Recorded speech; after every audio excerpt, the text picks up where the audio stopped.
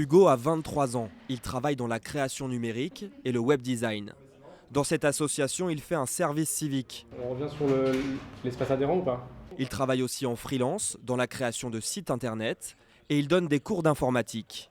Il gagne en moyenne 800 € par mois. 800 € par mois à Paris, pour vivre, c'est en gros pas 1 € de plus, pas 1 € de moins. On est dans la découverte à chaque fin de mois, donc on n'a pas de quoi mettre de côté pour faire nos propres projets. Et des projets, Hugo en a beaucoup. Il les développe ici, chez lui. Il rêve de lancer sa propre entreprise et il aurait bien besoin d'un RSA pour les jeunes.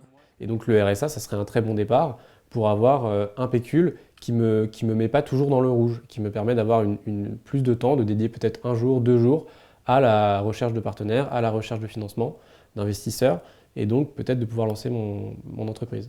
Michael a 21 ans, il est agent d'entretien des espaces verts. Il a du mal à enchaîner les CDD car il n'a pas pu se payer le permis de conduire. Alors lui aussi aimerait bien un revenu de base. Ça aide déjà pour passer le permis, pour après pouvoir trouver du travail. Après, il faut toujours rester dans la motivation de s'intégrer dans le monde du travail, bien sûr.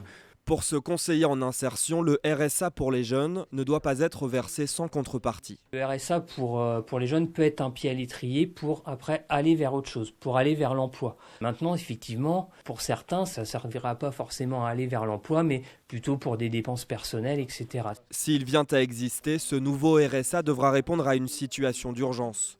Aujourd'hui, plus de 18% des jeunes vivent sous le seuil de pauvreté.